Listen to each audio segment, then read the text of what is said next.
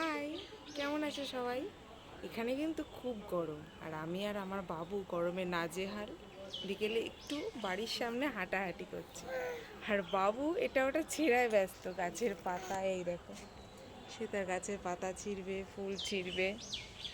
সবাই আমরা একটু বৃষ্টির জন্য অপেক্ষা করছি, কিন্তু বৃষ্টি কোথায়? বৃষ্টি তো হচ্ছেই না। কি কথা বলছে খোকন? ও একা একাই কথা বলে, একা একাই হাসে। মাঝে মধ্যে আমার সঙ্গে একটু কথা বলে বই কি। এখন ওপরের আকাশ দেখায় ব্যস্ত। উরি বাবা, তোমরা কেমন কাটাচ্ছ এই গরমকালটা? তোমরাও কি গরমে খুব কষ্ট পাচ্ছ? তাহলে বিকেলে একটু ঘুরতে বেরো, দেখবে বিকেলের একটু হাওয়া বাতাস পেলে মনটা ভালো লাগছে। টাটা।